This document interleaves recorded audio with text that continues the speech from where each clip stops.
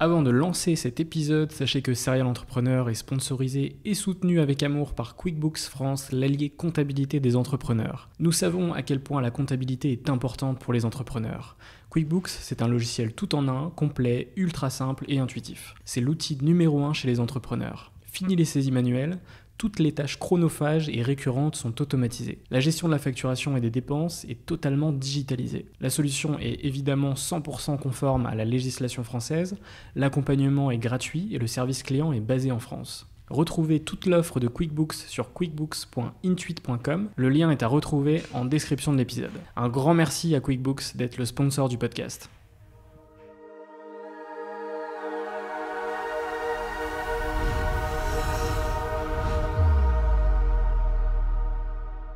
Salut Thomas, comment tu vas? Salut François, très bien, merci, et toi? Super, je suis super content de t'avoir dans le podcast. Et moi aussi, très content que tu me reçoives.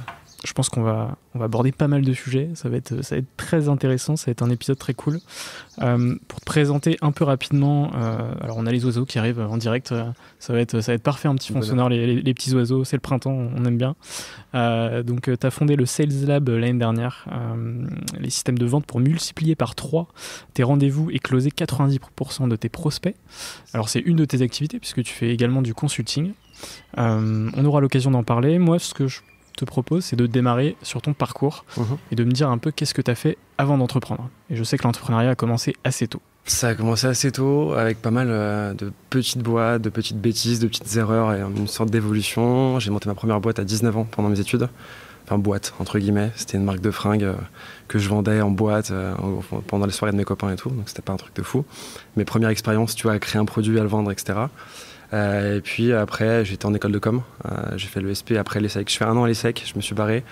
J'ai fait 5 ans après à l'ESP, en école de com digitale. Et j'ai commencé du coup à capter l'univers digital, les applications, etc. Donc j'ai monté une app qui était Capital Training, une application de coaching sportif où en gros, on coachait via ton téléphone, via des vidéos. Tu avais ton programme et il te fallait 1 mètre carré, tu avais des mouvements au poids du corps pour t'entraîner. Enfin, c'était une sorte de truc de coaching 2.0 et 100% à distance. Donc j'ai bossé là-dessus pendant 4 ou 5 ans.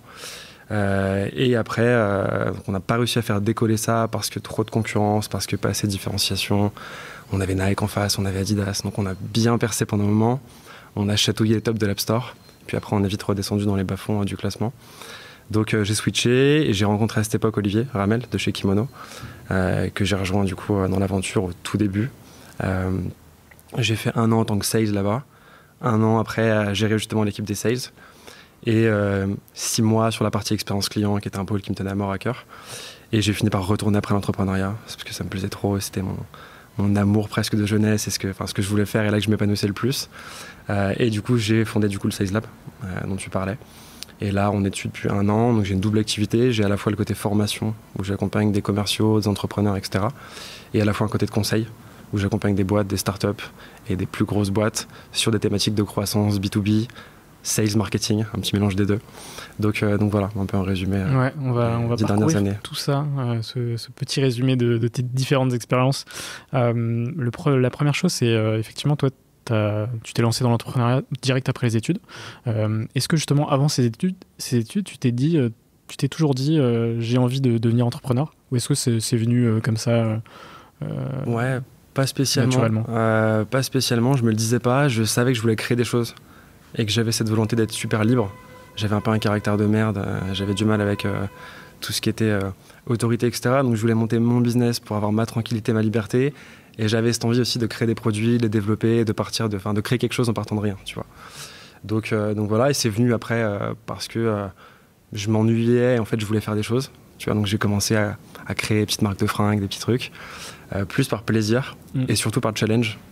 De se dire, tu vois, il n'y a rien. Tu vas créer un truc et tu vas essayer de le pousser le plus loin possible.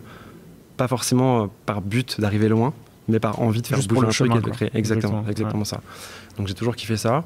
Dès que j'ai eu l'occasion, à l'époque c'était à l'ESSEC, il y avait plein de soirées, il y avait ce côté vachement communautaire, etc. Et je me suis dit, mais attends, fringue un peu stylé, on va vendre ça en boîte, ça va être sympa. Donc j'ai commencé à faire des petits produits, c'était un peu de la merde, mais c'était marrant, c'était le premier truc le premier contact avec l'entrepreneuriat. Et après, tu vois, c'est cette volonté pareil de me dire, là sur le digital, c'était un truc encore plus puissant en termes de réseau. Sur une application, en fait, tu pouvais toucher 100 personnes, 1000, 100 000, 1 million potentiellement. Et je me suis dit, mais l'opportunité est juste dingue, donc let's go. Et en fait, tout s'est fait comme ça. J'ai même pas forcément choisi les secteurs, ou tu vois, après je suis fan de sport, donc une app dans le sport, j'aime bien les fringues, donc c'était une marque de fringues. Après je suis passionné de sales et de marketing, donc j'ai fini par monter une boîte dans le sales. Mais tout s'est fait un peu, tu vois, mécaniquement. J'ai même dû monter pendant un moment, on réfléchissait à une sorte de complément alimentaire à base de protéines d'insectes, avec justement Harold et un copain qui s'appelle Justin. Donc on a bossé dessus quelques temps, on devait lever un peu de pognon, et finalement ça s'est pas fait. Mais c'est ce truc, tu vois, de opportunité, qu'est-ce que t'aimes à l'instant T ? Qu'est-ce que tu veux faire, qu'est-ce que tu peux faire, et surtout, quel est le besoin du marché, et est-ce que tu as une connexion entre ce que tu veux faire, ce que tu aimes faire, et ce que le marché veut. Et ça, je l'ai compris un peu tard. J'avais tendance avant à être en mode un peu business plan, tu vois, faire tes slides, faire tes trucs à l'ancienne. Très scolaire, en fait, finalement, tu vois. Exactement, genre, très scolaire. Tout ce qu'on te dit à l'école de faire. Voilà. Très carré, tu vois, très méthodique, etc. Et pour la petite histoire, d'ailleurs, le Sales Lab, c'est la seule boîte qu'on a lancée sans business plan, parce que je suis avec mon frère dessus. Sans business plan, sans slide, sans argent, on est parti de zéro au début. Et c'est la boîte qui marche le mieux en termes de rentabilité, en termes de croissance. Donc je dis pas que, tu vois, c'est une conséquence, mais en tout cas, tu peux réussir à t'éclater en suivant la demande du marché et après en apportant un max de valeur, quoi. Ouais. Pour revenir sur la marque de fringues, j'ai l'impression qu'on est beaucoup à avoir dans notre parcours lancé une marque de fringues, tu vois, genre pour le kiff. Moi, j'étais en coloc avec 3 potes. On avait on avait lancé la coloc et on s'était dit putain, il faut absolument qu'on ait un projet qui nous lie. Et du coup, on avait lancé une marque de fringues et ça avait plutôt bien marché, etc. Et le nom à la base du compte Instagram, c'était Coloc de l'espace. On postait juste des photos de soirée. Parce qu'un pote était photographe, etc. Et c'était assez drôle. Et après, la marque, c'était Maison Primaire. On avait vendu pas mal de fringues un peu partout dans le monde. Et c'était ouais, non, c'est super simple. En fait, la barrière à l'entrée est très faible. Tu t'achètes des t-shirts, je sais pas, tu payes 500 balles. Peut-être qu'on en achetait quelques-uns, tu les fais floquer au truc du coin. Ça se fait de plus en plus. C'est pas forcément quali, mais au moins, tu crées ce truc. Et t'as cette création, ton petit logo qui va t'apposer direct. Donc t'as un truc où en fait t'as pas de process de 4 ou 6 mois avant de voir ton truc sortir. C'est presque instantané, tu vois. Nous, l'idée, on l'a eu le matin. J'étais avec un copain, on s'est dit, mais attends, ce soir il y a une soirée, viens, on fait des fringues. On a appelé un mec, on a chopé des t-shirts, on les a fait floquer dans la journée. Et c'était bouclé, tu vois. Logo à l'arrache sur PowerPoint à l'époque, ou un truc comme ça. C'était vraiment, tu vois. Donc non, t'as ce côté super accessible. Et tu peux tester et voir tout de suite le résultat et vendre tout de suite. Donc, c'est un bon test. Et effectivement, c'est un aboutissement qui est assez rapide de voir son premier produit physique. Et je pense que c'est un super enseignement pour d'autres projets par la suite, quoi. Donc ensuite, tu montes Capital Training, comme tu m'en as parlé, donc en 2014. Fitness Coaching App. Comment ça se passe un peu de l'idée aux grandes étapes un peu de cette application? Yes, bah écoute, à l'époque, je suis beaucoup avec un copain de mon père qui est entrepreneur, qui a une 50aine d'années, qui a des salles de sport physique. Je passe beaucoup de temps avec lui, à voir comment il développe son business, etc. Et je capte en fait ce truc non scalable, tu vois, des salles de sport où en fait ta salle de sport a un plafond de verre. Tu peux, alors je remarque que le coaching sportif c'est hyper intéressant, tu rends les gens en meilleure santé, ils se sentent mieux, t'as un truc sympa là-dessus. À l'époque je commence à faire beaucoup de sport, donc tu vois je baigne là-dedans, et je me rends compte de ça, plus du côté non scalable des salles de sport, plus du côté digital non exploité à l'époque, et à l'époque il n'y avait pas d'application de coaching sportif. Et je me dis, et à l'époque j'ai un copain qui lui était à l'EDC, qui était un peu sur les mêmes thématiques, et on se fait un dîner, je sais plus à quelle occasion. On discute de ça et on se dit, mais attends mec, il y a un sujet, on va monter une app qui va rendre le coaching plus accessible. On verra en termes de qualité ce qu'on peut produire, en termes de programmation, comment on crée un algo qui rende le truc un peu personnalisé, tu vois. Et on se lance comme ça. Et en fait, le truc c'est marrant, c'est qu'on se fait un Ulule à l'époque. Donc c'est une sorte, tu sais, le crowdfunding oui. À l'époque, tu vois. On crée la page le soir même, qui devait être, je sais pas, peut-être 19-20 heures. Et 2 heures après, j'ai un journaliste qui m'appelle et qui me dit, écoutez, j'ai vu votre projet, c'est vachement intéressant, est-ce que vous seriez dispo pour en parler demain en plateau? Je me dis, bon bah, ok, go, tu vois, je regarde mon associé, je lui dis, qu'est-ce qu'on fait, est-ce qu'on y va? On n'était pas encore associés, on était genre potes avec une idée, tu vois. Et il me dit, on n'a rien, justement, tant pis, on y va, tu vois. Donc on accepte, et le lendemain on se retrouve, donc la nuit on bosse, on fait 2-3 slides, 2-3 trucs, tu vois, on crée un nom, un petit logo, machin, bref, pour avoir un truc un peu sympa. On débarque en plateau, live, 9h du mat, première interview de ma vie, premier plateau, premier direct, pression de fou, la tête qui tremble, le truc, tu vois, grosse pression, la pâteuse, machin. Ouais, de ouf. Mais on se dit, ça va être marrant. Donc on fait le truc. On finit par du coup lever un peu de pognon, non pas via Ulule, mais via les personnes qui avaient vu l'interview, qui nous contactent. Donc tu vois, on lève quelques centaines d'euros, quelques milliers d'euros, etc. Et puis, in fine, je retombe sur le pote de mon père qui me dit, mais écoute, moi, ça m'intéresse, ça me chauffe à fond, je te mets un billet, je vous mets un billet et on y va. Donc, on lève, je sais plus, peut-être 150 000 euros à l'époque, qui permettait de faire une V1 de l'application, un peu de com derrière, etc. Donc, on fait ça. Puis ça se développe plutôt pas mal. Moi j'étais en master à l'époque, je faisais bachelor et master en même temps. Donc j'ai suivi ça pendant ce temps-là. Et bon décollage. On vient chatouiller le top de l'App Store parce que c'était vraiment cool, plutôt sympa, etc. Et après on a Nike qui se lance, Adidas. Et on n'était pas assez bon. C'est pas eux qui étaient meilleurs. Enfin, c'est eux qui étaient meilleurs et nous qui étions pas assez bons. Forcément, ils avaient une capacité d'exécution qui était divisée, tu vois, 100 fois, 1000 fois plus puissante que vous. C'est exactement ça. Je me souviens très bien, un jour, je débarque sur l'App Store des Champs. Et je vois le gros truc avec l'application, le QR code et tout. Et je me dis, mais en fait, qu'est-ce que tu veux faire? Sachant qu'on a fait beaucoup de conneries.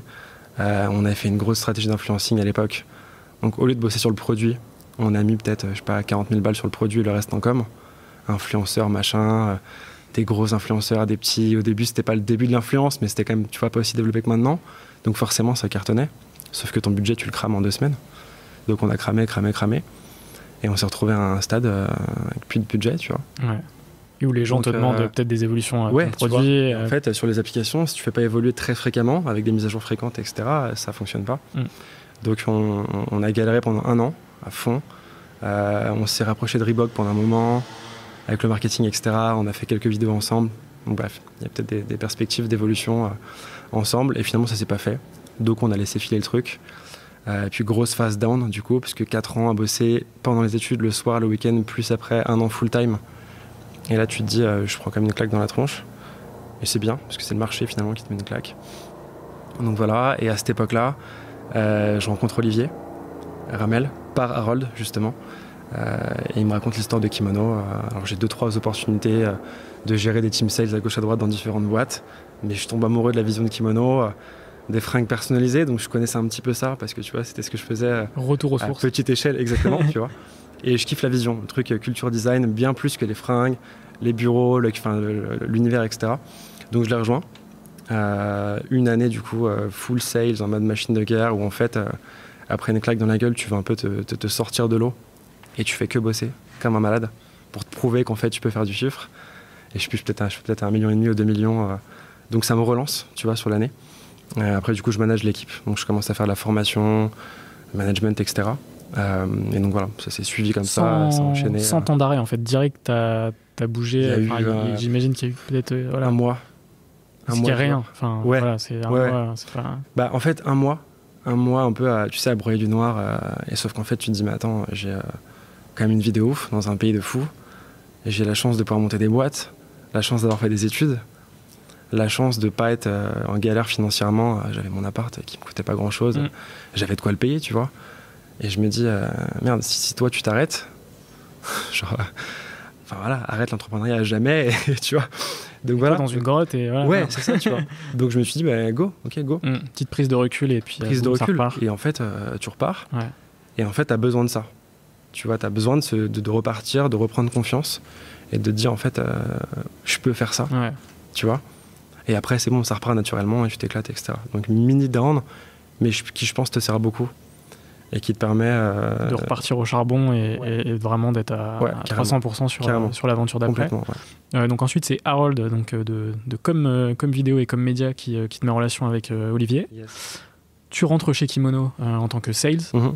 Qu'est-ce que ça t'a apporté à cette expérience? Je crois que tu restes un peu moins de 3 ans, 2 ans et demi, ça, exactement. chez Kimono. Qu'est-ce que ça t'apporte, cette, j'imagine, hyper intense, un apprentissage de ouf? Hyper intense, côté presque intrapreneurial, où en fait il y a tellement d'ambition de croissance que du coup t'es porté par le truc. Première année, on était peut-être une dizaine, 12-13, je sais plus, groupe de potes, tu vois, on bossait comme des malades, on sortait ensemble tous les soirs, le week-end, etc. Truc, tu vois, aventure de dingue. À très petite échelle, même si on faisait beaucoup de CA et qu'on avait des grosses ambitions et des gros clients. Confiance en soi, à mort, confiance qui repart. Technique de vente mise à l'œuvre, puisqu'à l'époque on bosse avec des startups, des petites boîtes, mais aussi des Google, des LVMH. Puis vous êtes dans le réseau de The Family à l'époque? Ouais, aussi beaucoup, ouais. Donc pareil, l'écosystème bouillonnant. Exactement, donc tu vois ça, t'es porté par les confs, les idées, les évolutions, les croissances, etc. Donc super intéressant, super enrichissant. En termes de rencontres, pas forcément de rencontres particulières, mais beaucoup de personnes qui vont t'inspirer, qui vont te donner des idées, etc. Et en fait, tu es porté par une sorte de d'envie. Et tu te dis, mais en fait, dans ce contexte-là, tout est faisable. Et donc là, tu commences à dire, en fait, je me rends compte que n'importe quoi est faisable, qu'il suffit juste de connaissances, de compétences et de réseau, qui sont les 3 clés, tu vois, pour moi, pour monter un projet qui réussit. Donc, une année à fond en tant que sales, pas mal de techniques de sales du coup, et mon truc. C'est là vraiment que tu te formes de ouf sur le sujet. Ouais, alors en fait, je m'étais jamais vraiment formé sur le sales, mais en montant des boîtes, en allant lever des fonds, enfin tu vois, tu finis toujours, enfin tu fais du sales tous les jours. Tu te formes en faisant, voilà, quoi. Tu vois, c'est ça. En suivant des formations. Exactement. Et après, du coup, chez Kimono, en vendant, bah, tu apprends à vendre mieux, à vendre plus, etc. Et puis mon jeu, c'était de choper des grosses boîtes, les LVMH, machin. Donc tu t'amuses un peu à trouver des solutions, etc. Et deuxième année, du coup, plus en tant que manager de l'équipe sales. Donc là, tu rentres sur le côté formation, accompagnement, qui est un truc qui me plaît vachement, tu vois. D'aider quelqu'un de passer d'un point A à un point B, c'est un truc qui me fait kiffer. Donc voilà. Et puis après 6 mois, où je quitte ce poste du coup de responsable des sales pour aller vers un truc sur l'expérience client, où je crée le pôle Customer Experience, qui est pour moi un mélange de marketing et de sales, et qui est le graal ultime de toute boîte, que ce soit du service ou du produit, dans le sens où si tu arrives à créer une bonne expérience, que tu aies des concurrents ou pas, tu peux exploser. Donc tu vois, enchaînement sales, management, et après un truc un peu hybride, avec du sales, du market, tu vois. Super smooth en fait, super naturel. Ouais. C'est déroulé un peu... Exactement, ça s'est fait comme ça. Après, c'était hardcore, c'était intense. Mais ça, on le raconte de manière édulcorée. Mais ouais, trop cool. Du coup, effectivement, tu arrives à créer le Sales Lab en mars 2021. Comment, du coup, tu as créé cette formation? Alors déjà, est-ce que tu peux parler aussi du concept global du Sales Lab et de comment est-ce que tu as créé, peaufiné cette formation? Yes, je vais te faire une petite confidence. D'ailleurs, avant le Sales Lab, il y a eu une micro-boîte que je t'évoquais un peu tout à l'heure. En fait, je pars de chez Kimono parce que justement, je monte une boîte avec Harold et Justin, qui est une micro-boîte. Et en fait, cette boîte, c'est un complément alimentaire à base de protéines d'insectes, donc je t'en parlais, une boîte qui s'appelle Tilt. Et en fait, donc on monte le dossier, on monte le projet, etc. On va à Amsterdam, regarder quel type d'insectes se font, comment on peut faire un branding un peu stylé. On met pas mal de pognon d'ailleurs dans l'histoire. On lève des fonds. On prépare une levée de fonds plutôt. On n'a pas vraiment levé des fonds. Et en fait, je me dis, on va se lancer là-dessus. Et let's go, quoi. On s'éclate et on s'amuse. Donc, je pars de chez Kimono. Je savais que j'allais partir parce que je voulais revenir à l'entrepreneuriat. Je quitte Kimono en très bon terme, tu vois, avec Olivier, etc. Et 2 jours après mon départ, en fait, on a un invest qui nous lâche sur Tilt, la boîte, parce que tu as une loi qui tombe et qui fait qu'en fait, notamment à cause du Covid, l'introduction de cet insecte particulier est interdite sur le marché avant 2024, ou 2023 à l'époque, puisque c'est en 2021, donc c'était 2 ans après. Donc, fin d'histoire. Tous les invests qui se retirent un par un. Et on se dit, ok, go. Donc Harold avait Com à l'époque, donc il continue sur Com parce que ça a explosé. Mon pote Justin a fini par monter une super salle de sport qui s'appelle Gymmate, qui est vachement canon d'ailleurs. Il a fini par monter ça, et moi j'étais en mode redown, tu vois. Après un super truc chez Kimono, super croissance, ça repart à zéro. Et une journée un peu dans le noir, du coup, à me dire, c'est un peu con. J'avais plus un rond à l'époque, parce que chez Kimono, j'avais quasiment tout cramé, et puis on avait mis aussi pas mal de pognon dans cette nouvelle boîte. Donc plus un rond, plus de job. Et je me dis, let's go again, tu vois, comme 2 ans avant, comme 2 ans et demi avant. Plus le combo contexte, période Covid. Plus Covid, où tout le monde te dit, faut surtout pas monter de boîte, etc. Alors, moi, qui pour moi est une connerie quand même, mais voilà. Et en fait, je passe du coup 24 heures à cogiter, et je me dis, ce qui m'éclate, c'est la partie sales. Ce qui m'a éclaté, c'est le management et la formation. Et j'ai un copain à l'époque qui fait des formations en growth hacking, qui m'avait parlé de ça. Et il me dit, mais regarde un peu, fais une formation de sales, tu vois, la demande est folle. Donc je fais un post sur LinkedIn, je réfléchis à une sorte de trame et de ce que je peux apporter, je fais une sorte de plan un peu à l'arrache. Je fais un post sur LinkedIn et la demande, elle explose dès le premier jour, ou dès la première semaine. Je fais peut-être 30 ou 40 000 euros de CA la première semaine. Et là je me dis, mais putain merde, il y a un truc. Donc c'était pas brandé, c'était pas le Sales Lab, c'était tout sauf une masterclass d'entrepreneuriat. C'était thomasrivol.fr. C'était formation Thomas Rivol. J'avais pas d'idée pour inspirer. Formation Sales Thomas Rivol, tu vois. Okay. C'était vraiment un truc à l'arrache. Où je jouais sur le côté écosystème startup, j'avais monté des boîtes avant, levé des fonds, bossé chez Kimono, machin. Donc je jouais là-dessus. Et donc je lance ça. Il me fallait un site pour faire des ventes. Donc j'appelle mon petit frère qui à l'époque qui a 22 ans, qui à l'époque faisait Sciences Po, Sorbonne, double cursus, qui était à fond dans les études, mais qui voulait s'en éloigner. Et je lui dis écoute, est-ce que tu sais faire des sites? Puisqu'il me faut un site. Il me dit non. Je dis bah est-ce que t'es chaud d'apprendre? Il me dit ok, go. Donc il apprend à faire du no-code sur Webflow dans un week-end. Il me pond un site en 3 jours. Je mets le site en ligne et puis on fait les premières ventes et puis ça se lance comme ça. Et 3-4 mois après, avec quelques personnes et quelques membres, quelques personnes qui avaient suivi la formation, on a commencé à créer une image. Donc le Sales Lab, une sorte de gorille, tu vois, pour brander un peu le truc, du rouge, du noir, des prises de parti sur LinkedIn sur lesquelles on est beaucoup, un peu tranchantes, un peu clivantes, etc. Et ça s'est fait comme ça, mais rien de préparé, rien de structuré, pas de logo, pas de site, pas de, tu vois, tout s'est fait vraiment... La meilleure méthode, c'est de lancer le produit direct, de le tester, et puis après, effectivement, de le faire évoluer avec un branding, un nom, etc. Mais tout ça doit venir, effectivement, après. Et si tu réfléchis à l'inverse, avec le nom, comment lancer, t'es dans la mauvaise direction, quoi. Ah mais carrément. Donc, tout s'est fait vraiment spontanément. Et ce qui est drôle, c'est que justement, on a une très belle croissance. Qu'on garde limité, bon, je t'en parlerai après, mais on veut rester 2 sur le projet, on veut pas embaucher, etc. On veut garder ça à taille humaine. Vous voulez garder une certaine liberté, j'imagine. Voilà, exactement. Et ce qui est marrant, c'est que la partie conseil, qui maintenant est le cœur de mon business, elle est venue de ça, 2 personnes qui avaient suivi le Sales Lab et qui me disaient ok, j'ai la méthodo, j'ai de la performance, maintenant je veux aller plus loin, ou je connais telle boîte qui aimerait avoir ton accompagnement. Et ça s'est fait comme ça, finalement. Donc tout s'est fait sans calcul, sans prévision, sans business plan, sans finance. On est parti avec... je crois qu'il me restait 147 € sur mon compte. Ce sont des choses qui arrivent. Tout compte confondu, pas d'épargne, de machin et tout, tu vois.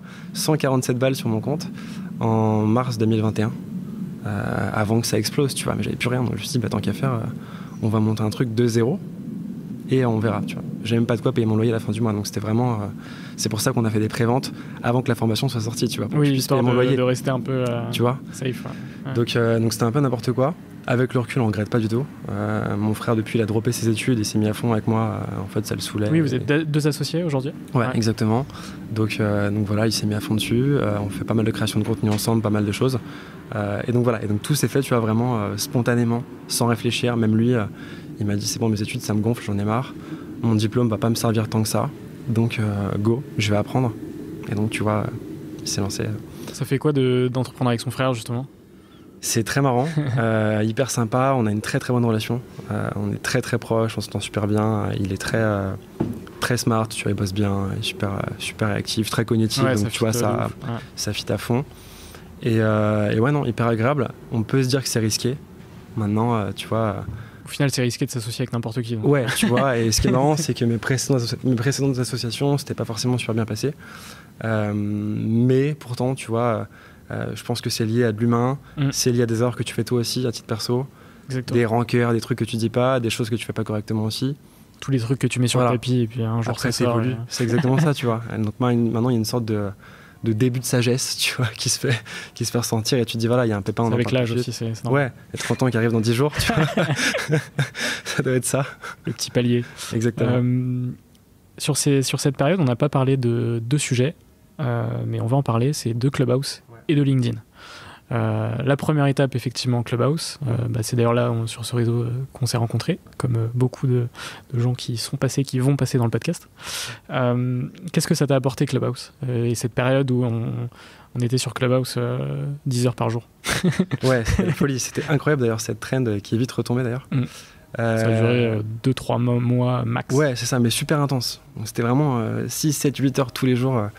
Non, ça apporte des rencontres, beaucoup de rencontres. Hyper précieuses d'ailleurs, des gens avec qui je bosse maintenant au quotidien, avec qui je suis très proche, Fabien Ferreira, Caroline Mignot aussi, que tu reçois cet après-midi d'ailleurs. Donc voilà.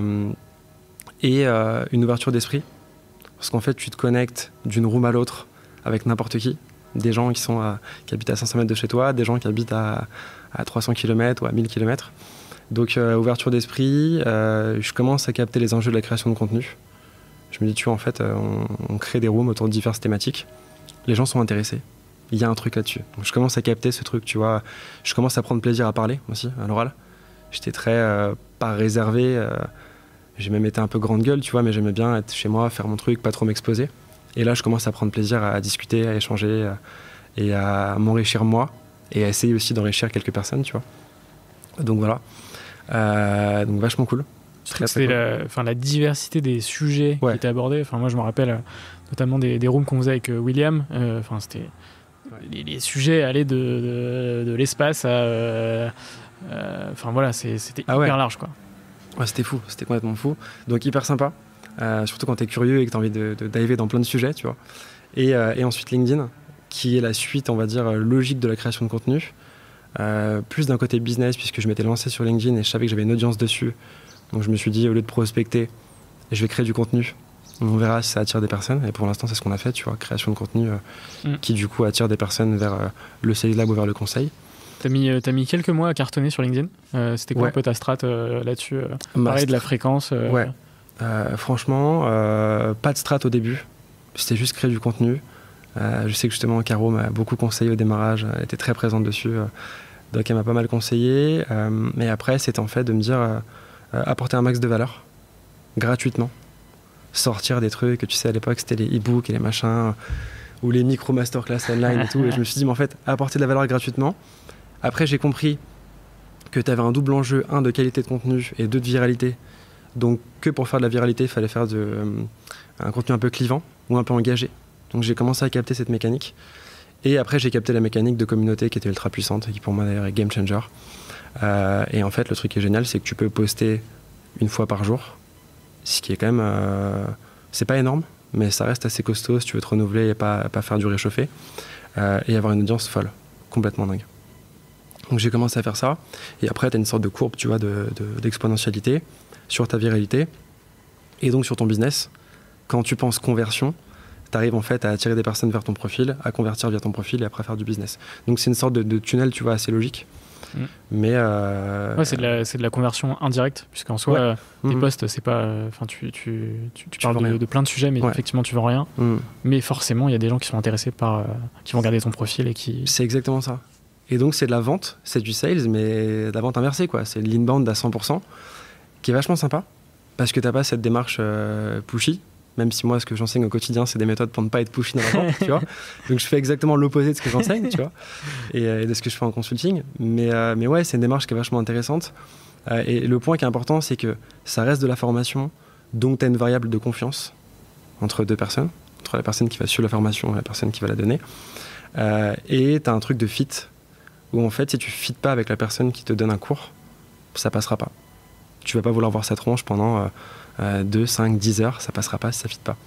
Et donc en fait, ce truc de poster du contenu sur LinkedIn, ça élimine les personnes avec qui tu fites pas, puisque tu parles comme des trucs un peu perso parfois, de ta vision, puis t'es clivant mais sincère, tu vois. Et en fait, ta sincérité, soit les gens vont l'adorer, soit ils vont la détester. Ceux qui la détestent, ça passe à côté. Et même pour les conseils, tu vois, ça m'évite de bosser avec des gens avec qui ça ne matche pas.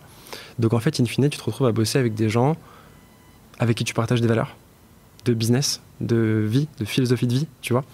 Donc c'est hyper intéressant, hyper pertinent, et ça te permet justement d'avoir, je trouve, une meilleure transmission des méthodos, tu vois, une meilleure discussion, et donc plus de perf in fine, donc une meilleure image, plus de bouche-oreille, et c'est une sorte de cercle un peu vertueux, tu vois, qui est vachement cool.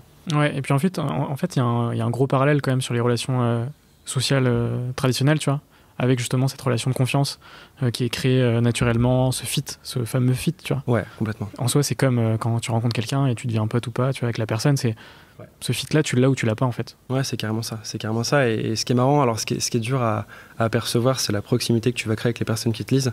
Tu sais, tu as ce fameux biais cognitif de simple exposition qui fait que plus on te lit, plus on te voit, plus on va t'apprécier.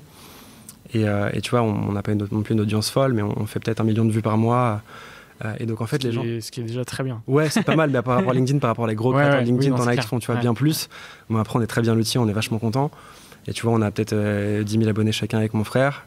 Et en communauté vraiment très proche, très qualifiée, on parle souvent avec eux, on échange avec eux.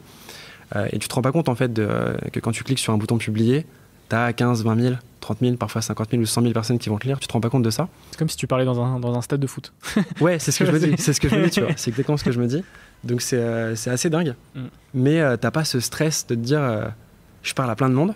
Donc en fait, t'as encore une authenticité dans ta prise de parole, un truc vachement vrai, sincère, pas trop biaisé par le fait de s'adresser à du monde, tu vois. T'es chez toi, derrière ton ordi, tu cliques sur publier et basta. Mais tu récoltes les retours de ce truc vachement global et gros, tu vois, et massif. Donc c'est vachement intéressant. T'as pas les inconvénients, mais tu as les avantages de... alors si, les inconvénients, c'est les quelques haters que tu vas voir, mais ça, c'est du jeu. Enfin, partie du game, mais voilà, tu vois, c'est un truc qui est quand même vachement cool, quoi, en termes de retour sur investissement et retour sur danger et sur prise de risque, c'est quand même assez fou. Ouais. Ok, pour revenir un peu au Sales Lab, on va parler un peu de strat d'acquisition, même si forcément, du coup, je pense que LinkedIn fait partie de cette strat. Comment justement vous avez géré un peu toute cette acquisition sur vos formations et sur ta partie consulting? Ouais, on l'a géré très mal. Les cordonniers sont les plus mal chaussés. On a fait 0 prospection, que dalle. Pour les raisons que je t'évoquais un peu précédemment et parce qu'on avait déjà du volume. Et si tu veux, sur la formation, c'est un produit qu'on ne veut pas scaler puisque tu as une formation qui du coup est full digital. Mais je fais un accompagnement si besoin, WhatsApp à côté ou call, tu vois, s'il y a besoin d'aller plus loin. Et je veux pas me rajouter de charge de taf à avoir, tu vois, 60 personnes à gérer tous les mois, ce qui est impossible. 2, je veux garder ce truc de 100% de perf et vraiment accompagner toutes les personnes et les aider à avoir un résultat. Puisqu'à la fin de la formation, t'as pas de diplôme ou de certificat. C'est pas notre but, tu vois. Le but, c'est de faire de la perf.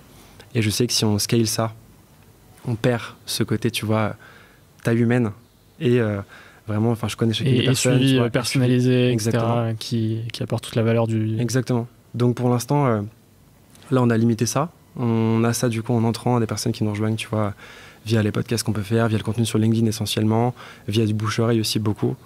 Donc voilà. Et après, c'est plus la partie conseil que je vais faire scaler, entre guillemets, où je fais scaler mes prix. Voilà. Je bosse avec des boîtes qui me payent de plus en plus cher, sur des projets de plus en plus gros, avec de plus en plus d'ambition. Et donc voilà. Et donc en fait, ça te permet de faire une croissance. On n'a pas, nous, pour volonté, pour ambition, ni de créer une licorne, ni d'embaucher 40 personnes. D'ailleurs, on ne veut pas embaucher. On veut rester, tu vois, à cette taille super humaine qui fait ce qu'on fait et surtout garder cette liberté presque de freelance in fine ou de solopreneur ou de je sais pas comment on pourrait appeler ça, mais te dire, tu vois, je sais que ce mois-ci j'ai tant de personnes accompagnées, qu'on va sur tel type de thématique, qu'on va faire ça et voilà, pas plus que ça.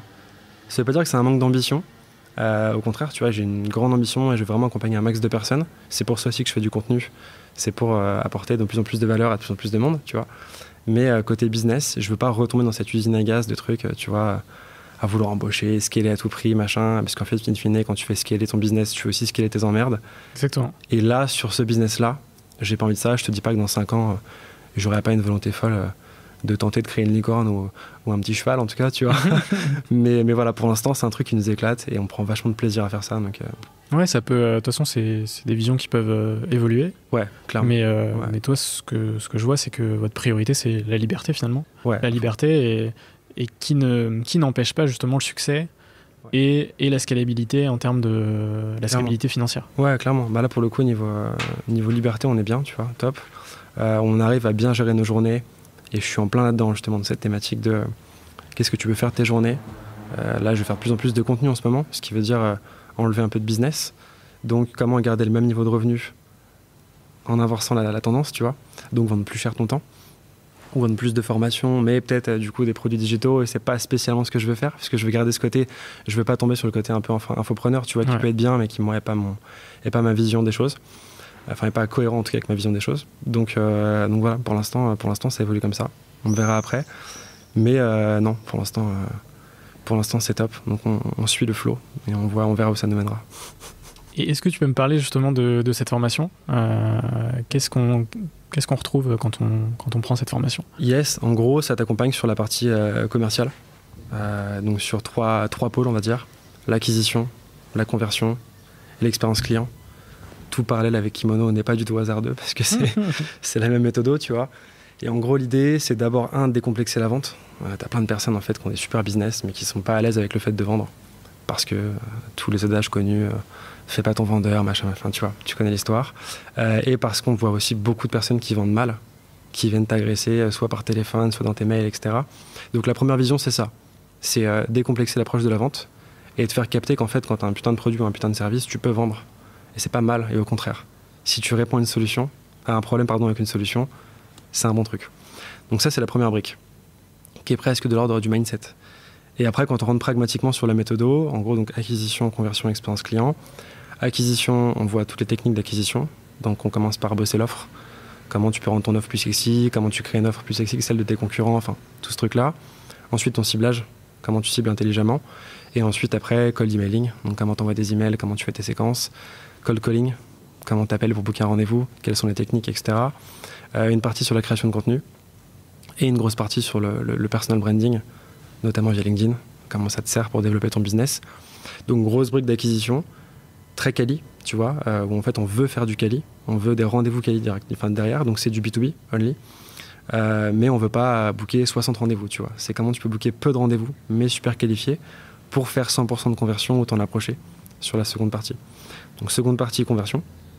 Et la conversion, on bosse tout le côté négociation, préparation de tes meetings en amont, profiling des prospects, c'est un truc qu'ils adorent, qui est vachement cool. Comprendre un peu les différents biais psychologiques aussi qui vont te permettre de faire, de renverser la vapeur, tu vois, en ta tendance, en ta faveur plutôt. Donc voilà, tout ce qui est biais cognitif, négociation, etc. et technique de closing pure et dure. Non pas pour vendre un produit que quelqu'un ne veut pas, mais pour vendre plus vite un produit que quelqu'un veut ou un service que quelqu'un veut. Donc si tu peux closer sur un rendez-vous, pourquoi le faire en 4 ? Donc tous ces trucs, tu as vraiment sharp et tranchant en entonnoir. Donc tu arrives du coup sur ton closing et la plupart des boîtes s'arrêtent là. Elles font acquisition, conversion, re-acquisition, de la conversion, etc. Alors que tu as la partie expérience client qui est du marketing de base et que j'ai intégré du coup dans le pôle sales en fait, même chez Kimono à l'époque, pour 2 raisons. La première, c'est qu'en fait, tu te fais plus de business, plus de reorders, plus de nouveaux clients. Enfin, tu vois, c'est vraiment une sorte de truc, une entrée de newbies, mais hyper important, qui te coûte rien du tout. Et puis, deuxièmement, le bouche-oreille. Bouche-oreille qui est un truc de fou. Si tu veux être meilleur que tes concurrents en termes de croissance, etc., mais le bouche-oreille, c'est complètement dingue. Et donc voilà, donc on parle d'expérience client, on parle aussi d'expérience prospect, parce que je pars du principe que tu dois laisser un prospect dans une meilleure situation. L'expérience, elle commence au moment où la personne te contacte ou au moment où tu la contactes. Ouais, c'est exactement ça. Encore plus que ça, elle commence quand elle te voit sur le réseau, sur un podcast, sur un post LinkedIn, sur un truc Instagram, sur une pub potentiellement si tu fais des pubs. L'expérience, elle commence là. Et l'expérience, en fait, c'est pas quelle expérience il va vivre, c'est comment tu le traites dès le début. C'est encore plus puissant que ça, tu vois. C'est est-ce que ton prospect, tu vas le traiter comme ton client et lui apporter de la valeur. Et en fait, les boîtes, quand tu regardes bien, les boîtes qui ont la meilleure expérience client sont celles qui ont de la pérennité et sont celles qui cartonnent. Je te prends l'exemple le plus con, Apple.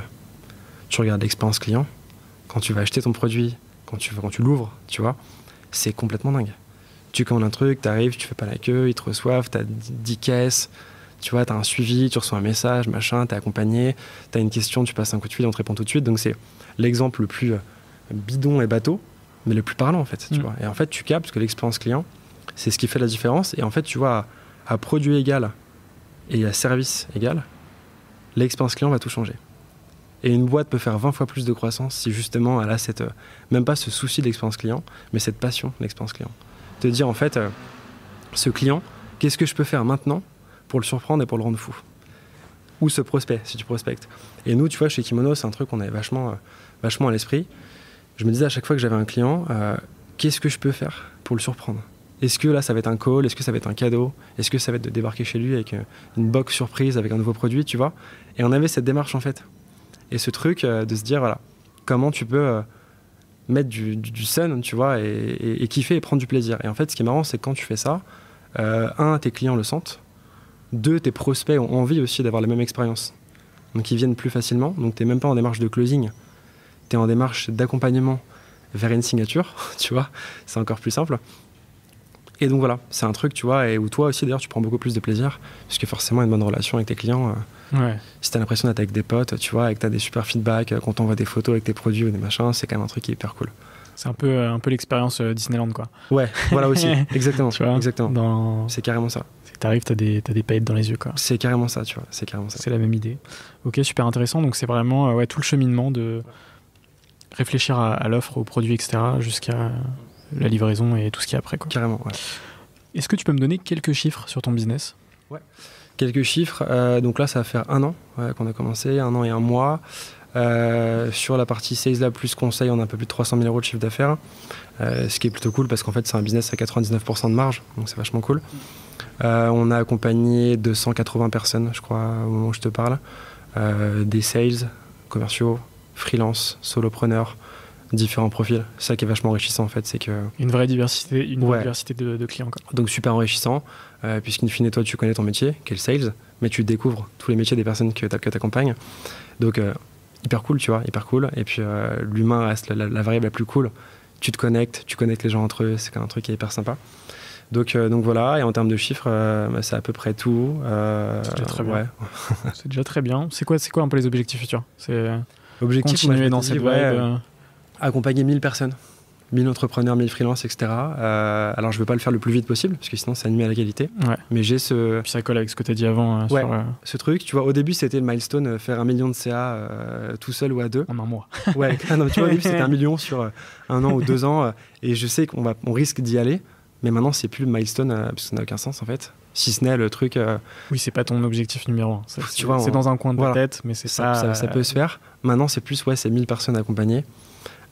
Et après, je sais que je remonterai d'autres boîtes et que j'irai sur d'autres sujets, tu vois, je sais pas encore comment, mais je commence à prendre du plaisir dans ce truc de conseil et d'accompagnement pour une raison, je pense, très simple, c'est que je me fais vite chier et je l'ai vu sur plein de business précédemment. Première année, super, tu t'éclates, tu découvres, etc. Deuxième année, c'est un peu plus poussif, et à partir de la troisième année, je commence à m'emmerder, ce qui est un gros défaut, puisqu'en théorie, c'est quand tu commences à t'emmerder qu'il faut accélérer et remettre un coup en plus, tu vois, pour vraiment que ça parte. C'est un défaut, mais c'est aussi une qualité, tu vois. Le fait de se lasser vite, je pense, ouais. Tu vois, c'est ça. Donc c'est ça, tu vois. Et là, du coup, c'est super enrichissant parce que finalement, on découvre plein de business, on a des propositions, soit de rejoindre des boîtes, soit d'investir dans des boîtes. Enfin, tu vois, c'est hyper cool. Donc voilà. On se laisse filer. Ouais, carrément. Et on prend du plaisir. Et surtout, c'est ça. La seule variable, c'est le kiff à la fin de la journée. J'ai mis du temps à le comprendre. Mes variables, elles étaient pas financières, mais chiffrées, tu vois, par rapport à la perf. Et en fait, tu finis par capter que c'est pas ça qui est le plus important. Et que, tu vois, notamment en période de Covid et tout, alors ça va être super bateau, mais tu commences à capter que... De toute façon, c'est un chemin de vie en soi. Ouais. Je pense que, effectivement, quand tu as 20 piges, tu te rends pas compte de quelles sont vraiment tes priorités. Et après, au fil des années, tu te rends compte de... C'est ça. Qu'est-ce que j'ai vraiment envie de faire pour que ça me fasse kiffer sur tous les points, quoi. Carrément. Et puis, je pense que tu as un besoin aussi de prouver, de te prouver. Moi, j'ai une famille... alors, je suis pas entrepreneur, tu vois... famille pauvre, qui a tout fait par lui-même, etc. J'ai des parents qui sont médecins, Thomas qui sont très bien. Voilà, tu vois, regarde. Anthony qu'on salue, qui est passé dans le podcast et qui va repasser dans les prochains mois. Donc voilà, tu vois, qui vit d'ailleurs un parcour complètement fou et incroyable, tu vois, et admirable. Moi, je suis pas de ce côté-là. Une personne vraiment, vraiment adorable pour l'avoir rencontré et tout. C'est un mec adorable. Ouais. Donc voilà, moi, c'est pas ça, tu vois. J'ai eu la chance d'avoir des parents qui étaient médecins tous les deux. J'ai une super éducation, j'ai eu accès à plein de choses, tu vois. Et je pense que c'est aussi un gros plus. On dit souvent l'entrepreneuriat, c'est accessible à n'importe qui, n'importe comment. Oui, mais, tu vois, ton cadre, tu vois, ton accompagnement, les personnes qui sont à côté de toi au quotidien, le cadre financier qui te permet aussi de prendre des risques. Tu vois, je te disais à l'époque, finalement, quand j'ai remonté une boîte, le risque que je prenais, au pire, c'était dans la merde, mais pas tant que ça, puisque potentiellement, si vraiment j'étais en galère, j'aurais demandé un coup de main à quelqu'un, tu vois. Alors, j'ai toujours eu cette volonté de jamais demander à mes proches de tout faire pour moi-même, pour cette volonté de prouver, de me prouver aussi, tu vois. Donc j'ai jamais été demandé, tu vois, mes parents ou des proches du pognon pour monter des business, etc. J'ai tout fait solo. Mais il y a ce truc où en fait ton danger est limité, tu vois. C'est pas la même situation que quelqu'un qui a vraiment rien et qui se dit, bon voilà, c'est tout ou rien, tu vois. Ou quelqu'un qui a, je sais pas, 35, 40 ans, qui a des gamins, des crédits et qui se dit, bah je quitte mon job pour me lancer. Donc en fait, j'ai une vision aussi du risque qui est très... pas biaisée, tu vois, mais très réaliste en fait, où j'ai conscience de la chance que j'ai là actuellement. Alors bien évidemment c'est le risque, puisque potentiellement tu restes en CDI, très bon salaire, etc. Oui, je quitte tout, je repars à zéro, oui, j'investis tout, c'est un risque. Mais le risque est limité par rapport à d'autres personnes. Différentes échelles de risque, mais, mais ça reste du risque dans tous les cas. C'est ça, tu vois. Donc en fait, je me dis, j'ai presque la chance d'avoir que ça comme risque. Donc puisque j'ai cette chance-là, mais autant la saisir en fait. Go, tu vois. Ce serait limite indécent en fait de pas la saisir et d'être là à me dire, ok, je laisse couler. Ouais, et puis de toute façon, on juge pas les entrepreneurs en fonction du niveau sûr. de risque qu'ils ont pris, tu vois. Carrément. Ou alors peut-être qu'en France, peut-être que c'est des choses... Ah si, peut-être. Après, tu sais, t'as aussi ce truc, beaucoup aussi du self-made man, self-made woman, tu vois. Qui est complètement faux d'ailleurs, hein, même aux États-Unis, des Jeff Bezos, etc. Carrément, tu vois. Qui ont eu des grosses sommes d'argent au démarrage, ce qui n'enlève en rien leur qualité d'entrepreneur. Bien sûr. Mais effectivement... Et à l'inverse, tu vois, je pense que la force justement d'un entrepreneur, elle est dans le collectif. Et tu vois, là, on a monté ça à 2 sur le Sales Lab depuis 1 an, ça a cartonné, mais on l'a fait parce qu'on était conseillés, parce qu'on avait des personnes à gauche à droite qui faisaient ci ou ça et qui sont intervenues à un moment donné pour nous filer un coup de main, etc. Tu vois. Donc je suis quand même hyper reconnaissant par rapport à ça. Et tu vois, je te parle aussi du côté contexte familial, éducation, etc. Bien sûr que ça joue, tu vois. Et souvent on entend le truc, alors j'ai fait HEC, ça m'a rien appris, je me suis barré, ou genre c'est un peu j'ai droppé Harvard et maintenant je me suis fait solo, tu vois. Et en fait, oui et non. Tu vois, oui, ok, tu peux prendre des risques, etc. Mais tout ce contexte va t'apporter des éléments. Tu t'en rends pas forcément compte. C'est peut-être pas des compétences business, peut-être pas des compétences de dev, de sales, etc. Mais c'est un univers, c'est un mindset où on va dire qu'en fait tout est possible, où tu vois des personnes qui peuvent tester des choses, qui peuvent se planter. Et c'est pour ça que tu vois ce rapport au risque, ce rapport à... Alors forcément à la performance aussi, parce que tu veux bien faire, tu te compares un peu autour de toi, etc. Mais donc voilà. Et l'autre paramètre tu vois, intéressant, c'est que mes deux parents sont médecins. Et j'ai toujours une vision du business comme un jeu, où en fait, dans ma tête, eux, ils avaient un vrai métier, utile. Et moi, en fait, c'était du jeu, quoi, tu vois. Tu crées un produit, tu vas le vendre, tu crées un service, tu le vends. Le risque, in fine, je veux dire, tu changes pas le monde. Alors, tu participes, tu vois, à un changement, à faire un peu de croissance, etc. Et à aider des personnes à se créer une meilleure situation, etc. Mais ce que je veux dire par là, c'est qu'il n'y a pas de risque vital, en fait. Donc, tu peux te planter. Tu vois, c'est comme on en parlait vachement chez Kimono quand on avait des problèmes sur une commande, tu vois, et que c'était dramatique. Et de temps en temps, tu as des clients, tu vois, hyper vénères qui t'envoient un mail, etc. Et on dit, mais attends, en fait, on sauve pas des vies. Tu vois, ce truc de, certes, on a la passion de bien faire les choses, etc. Prendre du recul sur... Au pire, au pire, c'est pas grave. Et donc, ça veut pas dire qu'on laisse passer les choses et qu'on n'a pas cette volonté de faire de la perfection et d'aller vers l'excellence. C'est ce qu'on veut tous faire et on tend vers ça. Mais tu as ce côté hyper... détente en fait, tu vois, moi je me dis en fait c'est que du business quoi. Au mieux ça marche, au pire ça marche pas. Fuck it, tu vois. Exactement. J'ai pas une vie entre les mains. Donc en fait t'as ton ambition et ton impact est quand même relativement limité. Et quand tu vois ça comme un jeu, tu vois, c'est plus... t'es un peu plus tranquille, t'as moins de responsabilités et tu te sens moins, du coup, moins stressé, moins tendu, etc. Ouais, ça c'est un vrai travail sur soi, de prise de recul, etc. Effectivement. Je pense que le Covid en a grandement contribué à tout ça. Vraiment de se dire, ok, c'est bon, je suis dans le digital, c'est tranquille, quoi. Je me lève pas à 4h du mat pour aller couper de la viande dans une usine, enfin... On est hyper chanceux dans ces domaines-là. Donc, c'est ça. Et en fait, tu te poses des questions par rapport du coup au sens de ce que tu fais. Tu vois, je sais que là, le business me plaît, ça m'éclate. J'adore accompagner des personnes et les aider à faire de la perf, puisque quand les personnes t'appellent et te disent ouais, ça a changé, j'ai fait x10 ce mois, ou x3 ou x5, mais en fait, c'est ouf. Surtout des personnes qui ont aussi peut-être des vrais enjeux, tu vois, de leur côté. Donc c'est hyper sympa. Mais je me pose la question, tu vois, pourquoi pas un truc genre pompier volontaire ou un truc un peu avec du sens. Pas le bullshit de genre ouais je veux faire de l'humain parce que le business c'est pas bien, mais le côté j'aime bien les deux, tu vois, j'adore le business, mais j'ai aussi d'avoir une utilité, un truc, tu vois, tangible, où t'es un peu au contact des gens, où tu donnes un peu de sens à ce que tu fais, donc je sais pas, ça viendra peut-être, mais... les deux sont pas incompatibles, effectivement. Carrément. Il y a le temps pour le faire. Super intéressant. On va passer à la partie bilan sur ton aventure. Même si elle est assez récente finalement, je suis convaincu qu'il s'est passé beaucoup de choses. Qu'est-ce qui a été le plus difficile dans le moment le plus difficile de ton aventure? Le moment le plus difficile, on va dire que c'est la partie sociale. Le fait de s'écarter quand même de ses potes et de sa famille pour monter des business à fond. C'est le côté qui est un peu chaud. Le côté sacrifice, tu vois. Même à titre perso, au niveau couple, tu vois. Sans rentrer en psychothérapie, tu vois. C'est pas évident en fait de dire mon ex, tu vois, elle avait son job, elle bossait bien, etc. Mais elle était pas en mindset entrepreneurial et elle comprenait pas que je bossais le week-end, que je bossais le soir, etc. Donc c'était compliqué à gérer. Et puis tes potes, parfois, soit ils sont super compréhensifs, tu vois, soit ils captent pas ce besoin que t'as de créer, de t'enfermer, tu vois. Donc c'est plus cette variable-là où tu te dis en fait, je fais des sacrifices, surtout qu'à l'époque je captais pas ce truc de train de vie, tu vois, et de possibilité en fait, de cloisonner sa vie et d'avoir des moments de taf, des moments de charbon et des moments de chill. J'étais en mode, si je veux cartonner, il faut que je bosse comme un malade. Charbon. Peut-être parce que je lisais des trucs, que je mettais des vidéos sur YouTube, tu vois, des trucs des Américains qui font toujours tout dans l'outrance et tout, tu vois. Je me disais, mais ouais, c'est ça, tu vois. Je me disais, en fait, c'était limite ça. Si t'es pas levé à 5 heures, que t'as pas fait ta séance de sport, ton poirier, et que tu bosses pas 7 jours sur 7, 4 heures par semaine, mais en fait, tu pourras pas faire de la perf, tu pourras pas réussir. J'avais ce truc-là, tu vois. Et j'avais aussi cette pression de me dire, à l'air de rien, tu vois, même ma famille, c'est un peu l'ascension sociale. Mon grand-père avait pas un rond, il a bossé comme un fou pour se créer une bonne situation.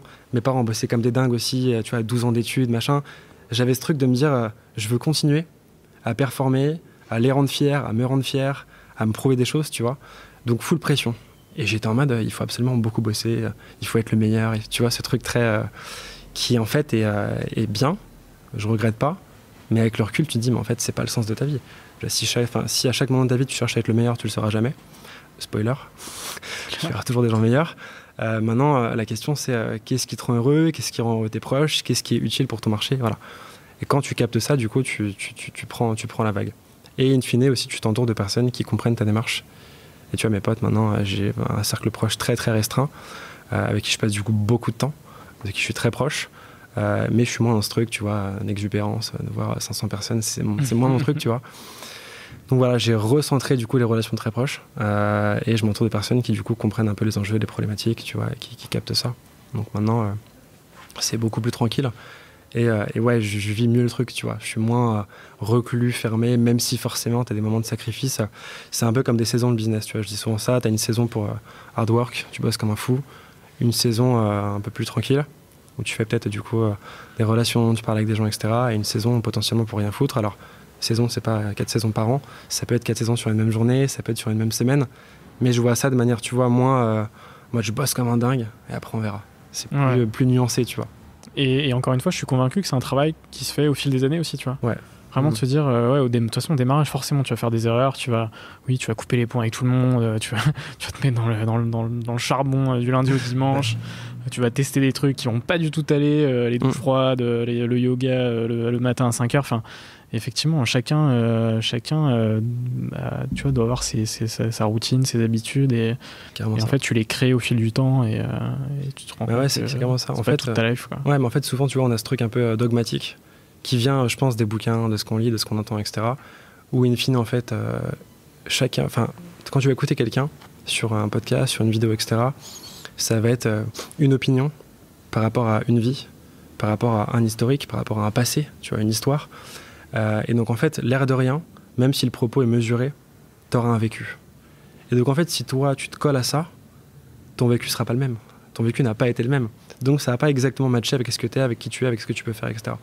Et donc pour moi la clé, c'est pas de se dire, tu vois, on suit des trucs dogmatiques et on suit quelqu'un à 100% et son mode de vie, etc. Mais on va piocher chez l'un et chez l'autre ce qui est intéressant. Et on se construit, tu vois, notre vie, notre mindset, notre mode de pensée, etc. Et je pense que c'est comme ça que c'est intéressant. C'est un peu dans la nuance, tu vois, que tu arrives à construire ce que tu veux être, ce que tu veux faire, etc. Bah écoute, c'était hyper intéressant. La deuxième question de bilan, c'est de quoi es-tu le plus fier aujourd'hui ? De quoi je suis le plus fier ? C'est une très bonne question. Là, on part sur un podcast philosophe. Hein. Philosophie à fond. Très fier de pouvoir bosser avec mon frère et de l'avoir lancé l'entrepreneuriat. Et j'ai un deuxième petit frère qui a 20 ans et qui veut aussi monter des boîtes, forcément. Donc, futur associé. Ouais, donc très très fier de ça. Il y a moyen, tu vois. Très fier de ça. C'est Revol Corporation. C'est exactement ça. donc très fier de ça et fier du petit bout de parcours accompli, des personnes rencontrées, de la qualité des relations aussi que j'ai pu établir, tu vois, et créer avec certaines personnes. Donc non, fier de ça. Maintenant, ça reste le début. C'est le début de l'aventure. Je sais qu'il y a encore plein de choses qui vont se passer. Donc c'est une fierté qui est mesurée, tu vois. Je sais qu'il y a encore plein de choses à faire, plein de choses super intéressantes. Donc il y a un petit bout de parcours qui a été fait. Je suis content. J'ai pu voir ce qui avait été bien fait, ce qui avait été mal fait. En tout cas, je pense le voir. Et maintenant, je suis plus sur ce truc, tu vois, comment mieux faire, comment plus kiffer, et surtout comment embarquer d'autres personnes dans des aventures, même si là, on ne veut pas embaucher, tu vois, mais comment pousser d'autres personnes sur leur business, comment accompagner d'autres personnes, tu vois. Donc voilà, donc fierté mesurée. Ouais. Mais j'ai un chemin en tête, tu vois, je sais pas où je vais, mais je sais que j'y vais. Et let's go, quoi. On verra. De l'apprentissage, des premières victoires. Carrément. Un cercle en qui t'as super confiance, ouais. Et puis let's go, quoi. C'est ça, carrément. Et je pense que tu vois, ce truc de cercle proche et d'humain, etc., c'est le plus important. En fait, in fine, sur, je sais pas, 10, 15, 20, 30 ans de business, quand tu auras 50 ans, tu vas te souvenir des boîtes que tu as montées, tu vas te souvenir des moments, des milestones que tu auras accomplis, mais tu vas te souvenir des gens surtout. C'est ça le truc, tu vois. Donc tu vas te rappeler tous les trucs de business, mais ce qui vraiment va te marquer, c'est tout ce qui est expérience par rapport à tes proches. Tu vois, on dit tout le temps naissance d'un gamin, le mariage de tes potes, les moments entre potes, même un barbecue ou un truc sympa, tu vois. Et en fait, ça, les vrais moments qui vont te marquer. Et du coup, maintenant, je vois le business sur comment en fait mon business peut m'aider à créer plus de moments de vie. Je vois pas le truc en mode, tu vois, tout au service du business. Je vois le business au service de ta vie et de la vie de tes proches et de la vie de tes potes, etc. Typiquement, connecter des gens entre eux, les aider à trouver un boulot, les aider à monter une boîte, etc.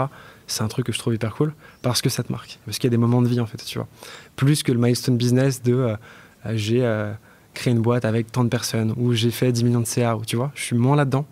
Plus sur le côté moment qui, du coup, est complètement intangible, mais dont tu te souviens à terme, in fine. Ouais, et que ça impacte positivement ton écosystème, entre guillemets. Clairement. On passe à une partie que j'ai rajoutée ces dernières semaines sur cette saison. C'est une partie un peu décalée, on va dire, sur vrai-faux. Je vais te donner 3 phrases. Ouais. Chacune à la suite de l'autre. Et je vais te demander si c'est vrai ou si c'est faux. Okay. Alors, il y aura peut-être des trucs obvious, peut-être des trucs pas obvious, et tu me diras pourquoi après. La première, c'est savoir vendre, c'est un truc de commerciaux.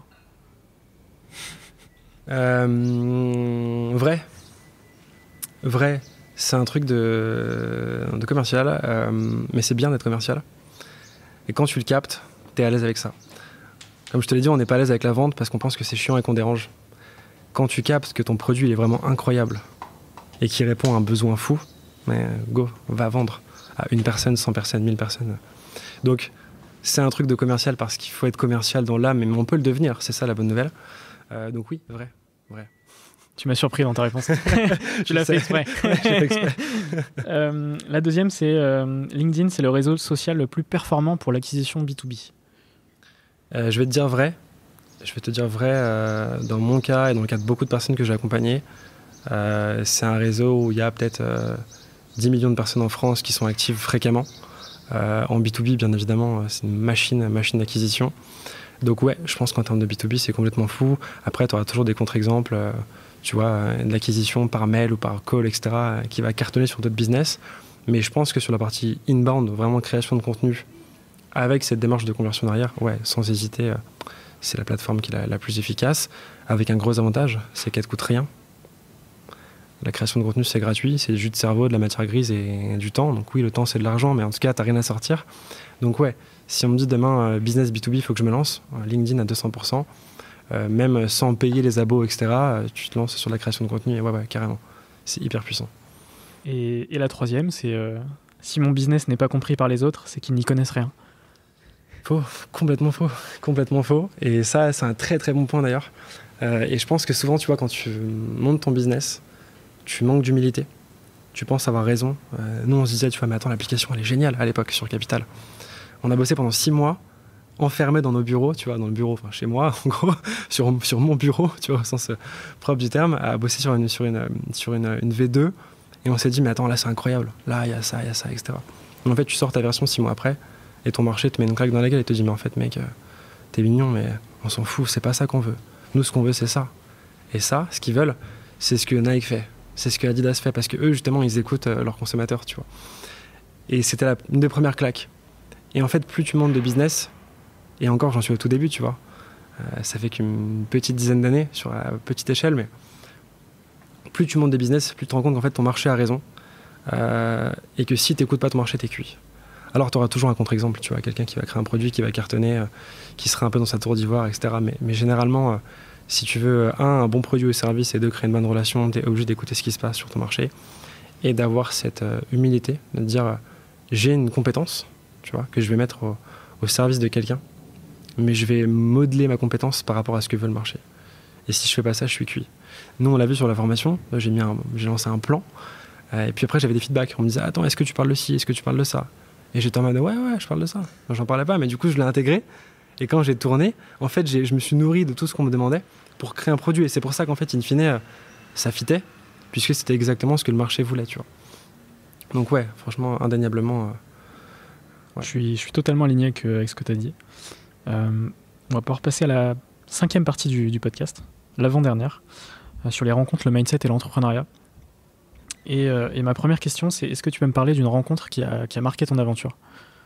Yes, alors j'ai pas spécialement, tu vois, de rencontres précises à évoquer, mais je te parlais tout à l'heure des rencontres, de toutes les personnes que j'ai pu rencontrer. Et en fait, je suis vachement dans ce truc. Alors, rencontre, oui, rencontre à distance, de personnes qui t'ont inspiré. Il y a un mec qui s'appelle Alex Hormozy, que je regarde beaucoup, qui est un entrepreneur américain, qui était dans le sport aussi avant, tu vois. Donc voilà, et je suis beaucoup ce qu'il fait. Il y a pas mal de personnes qui m'ont inspiré, mais je suis plus à me dire, en fait, tu peux apprendre de n'importe qui. Et tu sais, souvent, c'est un peu, tu rencontres un mentor qui va un peu t'apprendre la vie, les coulisses, etc. Et c'est super. Mais je suis plus dans le fait de me dire que n'importe qui peut m'apprendre quelque chose. Quel que soit son stade dans le business, tu vois. C'est-à-dire que mon frère, qui a 22 ans, sa première boîte, il m'apprend des choses dans sa manière de faire, dans sa manière d'être. Mes parents, j'ai appris des choses d'eux, tu vois. J'ai eu parfois des mentors, des personnes que j'ai croisées, des personnes avec qui je fais du business, des clients, enfin, tu vois. Et tu rencontres plein de personnes. Et en fait, ces personnes-là vont nourrir ta créativité, nourrir ta réflexion, nourrir tes envies, nourrir ton ambition. Donc, c'est pas une rencontre, tu vois, que je peux te citer, mais c'est en fait des dizaines et des vingtaines, peut-être une centaine de rencontres qui font en fait la personne que t'es. Et des rencontres soit physiques, soit des rencontres, tu vois, moi, lire un bouquin, c'est une rencontre. Même si c'est un philosophe et qu'il est mort il y a 2 siècles, tu vois. Et en fait, tout ce truc-là participe en fait à ta réflexion et vient t'enrichir. Donc voilà, c'est pas une rencontre, c'est plusieurs rencontres. Et je pense que ouais, c'est comme ça que, en tout cas à titre perso, c'est ce qui me permet d'avancer. Et c'est pour ça que je suis aussi, tu vois, ouvert et que je prends autant de plaisir à rencontrer des gens, à discuter, à échanger. C'est qu'en fait, n'importe qui a quelque chose à t'apprendre. Ça, c'est une règle universelle. T'as forcément, toi, quelque chose à apprendre à quelqu'un. Cette même personne a aussi forcément quelque chose à t'apprendre. C'est une règle universelle qui marche dans 100% des cas. C'est pas forcément du business, hein, ça peut être une leçon de vie, tu vois, un truc.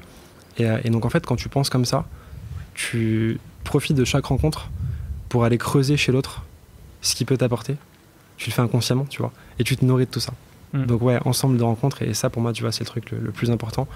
Et je pense que je serais pas la même personne sans toutes ces petites rencontres qui ont fait du coup les aspérités, tu vois, d'un business, d'une personnalité, etc. Ouais, ça c'est, je relis ça à un mot dans lequel, sur lequel on a discuté lors du 2e épisode avec Ludovic Huro et récemment avec Lucas Nanini, que tu connais. Yes, bien sûr. La sérendipité. Ouais, carrément. Vraiment le fait d'avoir suffisamment d'ouverture d'esprit justement pour chaque rencontre va être... on va la prendre comme telle et elle va forcément nous apporter quelque chose. Carrément, complètement. Et ça relie complètement à ce que tu as dit. Complètement, je suis à 200% en ligne avec ça. Et Lucas, à qui je passe le bonjour d'ailleurs aussi. Mais carrément, non, mais complètement en ligne, bien sûr.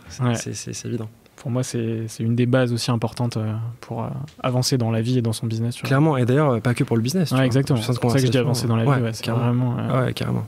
Ouais. Enfin, pour moi, c'est vraiment une philosophie de vie qui est hyper importante. Quel conseil donnes-tu aux personnes qui se lancent dans l'entrepreneuriat ? Très bonne question. Premier conseil, on parlait du marché, c'est en fait, si tu veux, tu regardes ce que veut le marché, tu regardes ce que tu aimes faire, et tu regardes ce que tu sais très bien faire. Tu sais, les Japonais parlent de ce truc, le ikigai, là, une sorte d'alignement entre tes ambitions, ce qui est rentable, etc. Et c'est un peu ce truc-là. Moi, je l'ai pas en tête, tu vois, donc je vais le faire complètement à l'arrache, mais ça résume bien ma pensée. C'est en fait trouver ta zone de génie, entre guillemets, ta zone d'expertise, une expertise vraiment très précise et surtout avec une faible remplaçabilité, c'est-à-dire quelque chose que tu maîtrises mais que d'autres ne maîtrisent pas aussi bien que toi. Trouver le problème auquel tu peux répondre sur un marché. Donc quand tu leads, tu vois, quand tu as un gros problème et que tu as la personne qui répond le mieux, ou en tout cas une des personnes qui répond le mieux, bah, ça match. Et si en plus de ça, tu apprécies ce que tu fais, tu es dedans. Donc ça, c'est pour la partie, tu vois, business pur et dur. Et ensuite, la partie entourage, on en parlait, qui est extrêmement importante, qui va déterminer beaucoup de succès, beaucoup d'échecs, je pense. Et tu vois, pareil, se sortir de ce truc du mythe du solopreneur ou self-made mad woman, tu vois, qui veut tout faire par soi-même, etc. Accepter le doute, accepter l'incertitude, accepter le fait de ne pas savoir, de ne pas connaître. Et en fait, quand tu acceptes ça, tu vas du coup creuser chez les autres et tu t'ouvres et tu demandes des conseils, tu demandes de la connaissance, etc. Et je pense que c'est le meilleur moyen quand tu montes ton business, si tu arrives à t'aligner sur créer un bon produit qui te fait vibrer, qui apporte de la valeur à un marché, et qu'en plus de ça tu sais t'entourer et que tu as cette humilité de dire, tu vois, mais en fait je connais des choses, je suis très très bon, très très forte sur telle ou telle chose, mais il y a tout un panel de choses que je ne maîtrise pas, donc je m'entoure. Et je viens ajouter des briques de compétences. Et ça, tu vois, sur un chemin de vie, d'ailleurs, je trouve ça hyper intéressant, c'est qu'en fait, tu vas ajouter des briques de compétences, petit à petit. Et c'est ce qui va faire, en fait, augmenter ta valeur nette. C'est-à-dire que seul, tu as une valeur certaine, plus ou moins élevée par rapport à tes études, tes connaissances, ton expérience, etc. Et toutes ces personnes que tu vas rencontrer tous ces contenus que tu vas consommer vont ajouter des briques qui vont t'empêcher de retomber là où tu étais avant. Donc en fait, tu fais automatiquement augmenter ta valeur intrinsèque par strate, tu vois. Donc tu es rassuré finalement parce que tu sais plus ou moins ce que tu vaux. Et puis 2, tu as une logique vraiment de château fort, de construction, tu vois. Et tu te construis petit à petit et tu te nourris des autres pour te construire. Ouais, bah écoute, je pense que ça rejoint tout ce que tu as dit avant. C'est hyper connecté. Yes. Et en même temps, c'est normal, c'est la même partie. Donc Ouais, tout est hyper connecté. Et justement, cette troisième question, c'est est-ce que tu peux me citer une erreur à ne pas faire en tant qu'entrepreneur? Une erreur à ne pas faire, être têtu et entêté. Ça rejoint encore une fois ce qu'on a dit, mais être têtu et encore une fois ne pas faire preuve d'humilité, être borné, tu vois. Et c'est un truc que je vois souvent, je l'ai fait aussi à titre perso. Tu vois, t'es convaincu que tu vas dans la bonne direction, t'as des personnes qui sont pas de ton secteur qui te donnent des conseils et tu te dis mais attends, qu'est-ce que tu me racontes? On n'est pas du même secteur, laisse-moi, je sais ce que je fais. Bah non, en fait je sais pas. Alors je dis pas que parfois t'as pas raison, mais tu vois, s'ouvrir, pas se fermer, pas se dire c'est bon, je maîtrise, je connais mon truc, et surtout prendre du feedback de tes clients aussi, très important, tu vois. Si ton client te dit mais attends, ce que tu fais c'est pourri, ça peut être un con, mais ça peut être toi aussi le con, tu vois, et ça il faut savoir le capter, il faut savoir prendre le recul. Donc tu vois, grosse erreur, ne pas prendre de recul, être la tête dans le guidon, et surtout une deuxième erreur du coup, mais qui rejoint un peu celle-là, s'enfermer et penser que business. Et en fait, ça, tu le regrettes, je pense, à fortiori. Alors, certains, tu vois, ça dépend de ton parcours de vie, mais je pense que tu peux regretter le fait de t'être enfermé, de t'être borné, de t'être cantonné, tu vois, que ton business. Oui, le business, c'est cool. Oui, le business peut te changer ta vie, et on le voit sur plein de personnes et plein d'aventures, etc. Mais ça reste une composante de ta vie. Tu sais, sur 24 heures, tu as 8 heures où tu dors, 8 heures où tu bosses, à peu près, un peu plus parfois. Et 8 heures où tu manges, tu vois tes potes, etc. Tu vois. Un tiers. Et en fait, si toute ta vie est tournée autour d'un tiers, bon, malheureusement, dormir, pas trop le choix, ça reste une variable qui bouge pas, mais dormir, tu vois. Importante en plus. Hein, qui est super importante, tu vois, pareil, le truc des nuits blanches, etc. Mais conneries monumentales, genre. Ah ouais. Fais des nuits blanches pendant 20 ans, tu vas taper un burn-out, ta vie, tu vois. Tu vas surtout mourir. Ouais, surtout, tu vois. Donc, c'est, tu vois, ce truc d'équilibre. Et en fait, vraiment, le truc essentiel et que je capte en ce moment, et ça peut paraître con, mais je sais que j'ai plein de potes entrepreneurs qui sont encore à fond dedans, et je l'ai été aussi pendant longtemps. C'est ce truc du culte de la performance, de faire plus, de faire mieux, tu sais, les Elon Musk, etc. Alors, ok, ouais, tu peux racheter Twitter après, c'est cool. Mais ta vie, tu vois, est-ce que ta vie, c'est... Moi, ma vie, c'est, voilà, tu vois, là, pour l'instant, je suis célibataire, mais c'est prêt à passer du temps en famille, avec tes gamins, avec tes potes, partir en vacances. C'est ça aussi ta vie, tu vois, c'est kiffer. Et en fait, si tu fais beaucoup de pognon, bah, c'est pour kiffer ta vie. C'est pas pour accumuler des lignes sur un compte en banque. Enfin, je veux dire, en plus, déjà, avec l'inflation qu'il y a, tu perds de la valeur chaque année. Et en plus de ça, en fait, ton pognon ne sert à rien, quoi. Si t'es tout seul et que tu t'emmerdes, alors on va me dire, oui, mais mon business, c'est ma passion. Oui, mon business, c'est ma passion. Mais ma vie, mes potes, c'est ma passion aussi, tu vois. Et encore plus que le business, ou du moins autant. Donc en fait, ce truc, c'est 8 heures où tu dors, et après, il te reste 16 heures. Et les 16 heures, en fait, t'en fais ce que tu veux. Il y a des jours, tu vas bosser 10 heures, tu vas passer 6 heures avec ta famille, avec tes potes. Des jours, ça va être l'inverse. Des jours où tu vas faire que bosser, parce que c'est le timing, c'est le momentum, tu vois. Des jours où tu vas rien faire, parce que t'as pas envie.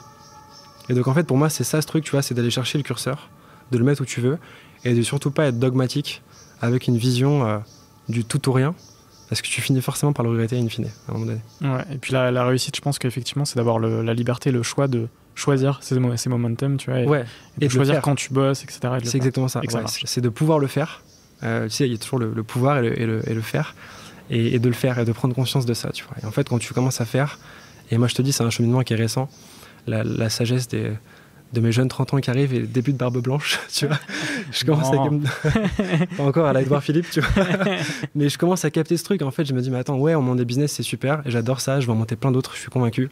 Mais les moments de vie entre potes, c'est super important, les moments de vie en famille, c'est super important. Donc en fait, je mettrai jamais en péril ma santé et ces moments-là pour mon business, tu vois. Et si demain, en fait, je sens que ça se passe, mais je baisse le curseur côté business et je remonte le curseur côté vie perso.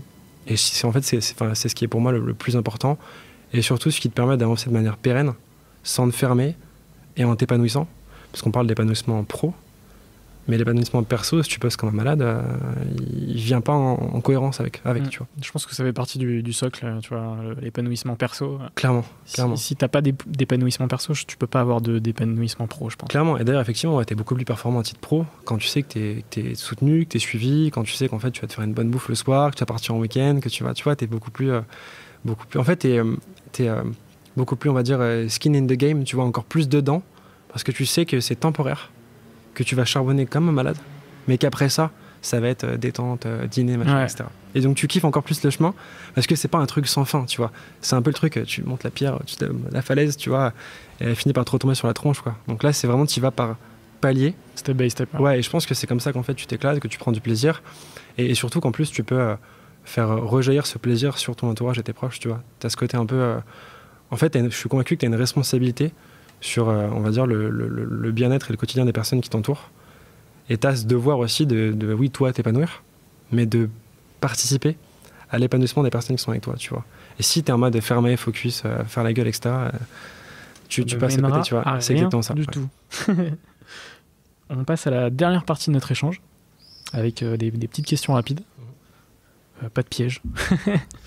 Le premier, c'est est-ce que tu as un livre à me conseiller? Un livre, mon livre de chevet, qui est pas super sexy, mais qui est vachement bien, qui s'appelle Penser pour moi-même, de Marc Aurèle, empereur romain, je crois année 200 avant Jésus-Christ. Et en fait, c'est un bouquin un peu de philo, philosophie stoïque, en fait, qui, moi, m'aide pas mal à avancer, à relativiser la manière dont je vois les choses. Et en fait, c'est un bouquin où il donne des conseils de vie sur comment te comporter par rapport à la vie, par rapport à ce qui peut t'arriver, etc. Et je pense qu'en fait, c'est marrant parce qu'il y a plein de bouquins de mindset qui cartonnent en ce moment. Et quand tu creuses un peu sur les concepts, mais ils vont chercher chez Platon, chez Socrate, c'est la philo, mais tu vois, voilà. Et en fait, au lieu de lire, du coup, alors c'est très bien, Miracle Morning, et machin, la semaine de 4 heures et tout ça, je commence à m'intéresser un peu à la vraie philo. Tu vois, Sénèque et tout ça, tu vois. Et en fait, ça m'éclate. Parce que bon, alors ça peut être un peu chiant, ça peut paraître un peu bullshit et les citations, machin, tu vois, c'est le genre de citations que tu pourrais foutre en story Instagram.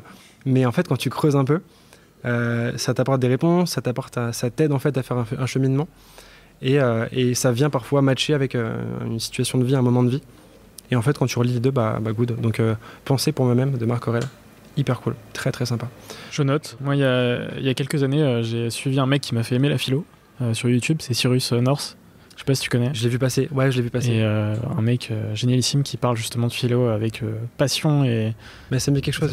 Il a pas fait une vidéo sur la baffe de Will Smith récemment, un truc comme ça? Probablement. Je crois qu'aujourd'hui il parle de plein de sujets. Ouais, il s'est ouvert et tout. Il s'est vraiment ouvert à...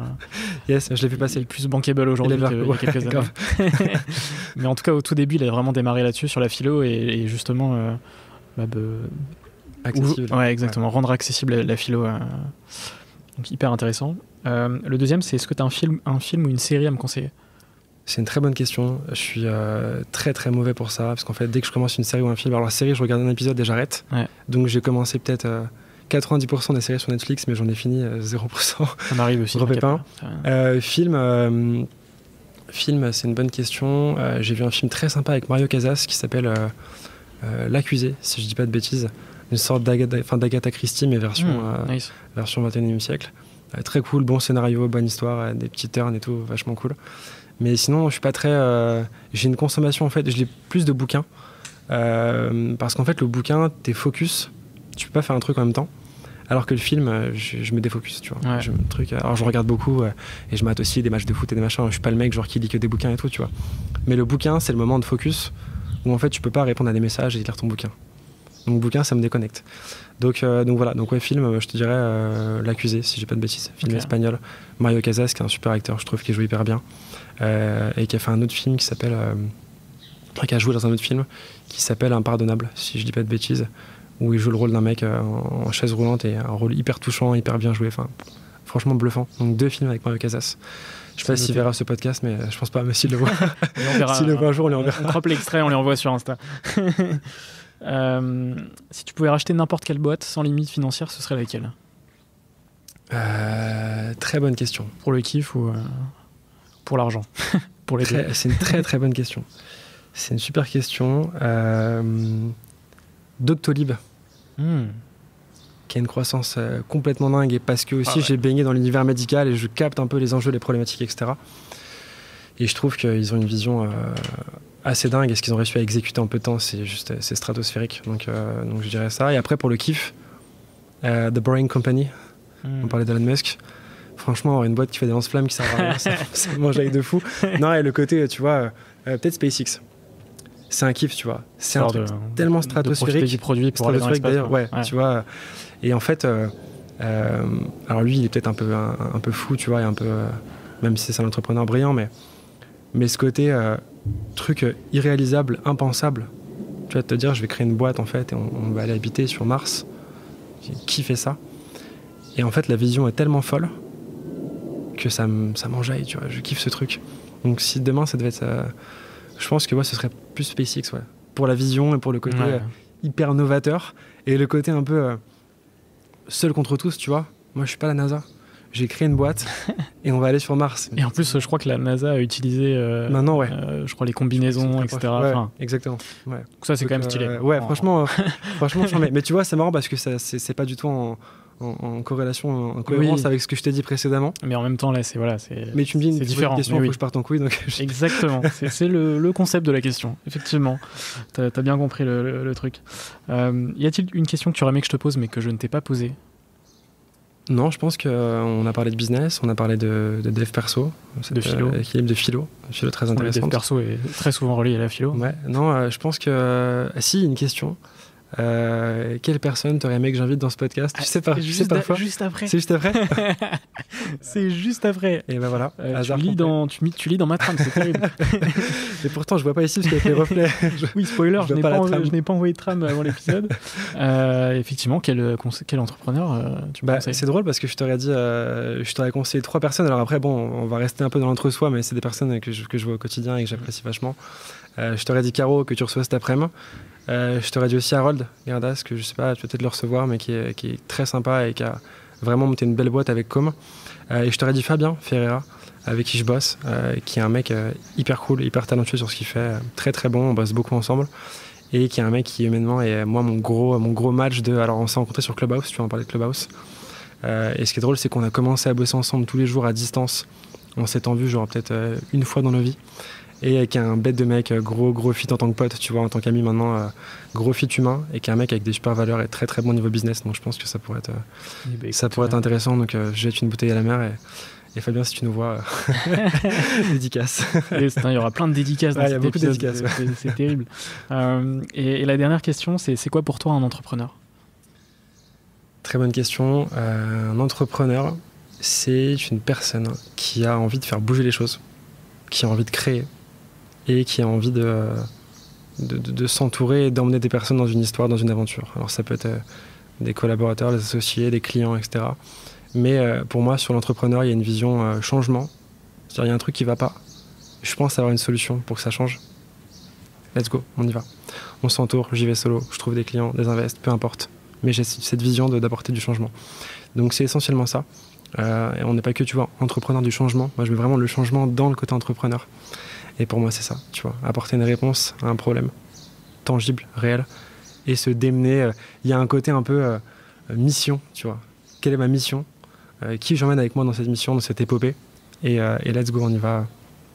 Et on kiffe surtout sur le chemin. Donc ce côté, mission, et ce côté liberté qui vient avec, tu vois. Mais je trouve que le côté mission est encore plus central. Sur le côté, je suis entrepreneur, je vais monter des boîtes, etc. Eh bien, ce seront les mots de la fin. Merci Thomas pour cette conversation. Avec plaisir, merci à toi. J'ai beaucoup apprécié. Je pense qu'on a abordé pas mal de sujets hyper intéressants. Je pense que ça pourrait durer des heures sans trop de problèmes. Je pense aussi, ouais. Merci quand même à Cool & Workers pour le lieu très, très sympa sur cette petite terrasse à Paris avec du beau temps. Donc on en profite. Bonheur. Et puis on se retrouve bientôt sur Serial et puis sur le Sales Lab et sur LinkedIn aussi pour te suivre. Carrément, yes. Pour suivre un peu tous tes projets et tous tes posts quotidiens. Voilà. Yes, avec plaisir. Salut Thomas. Salut, ciao.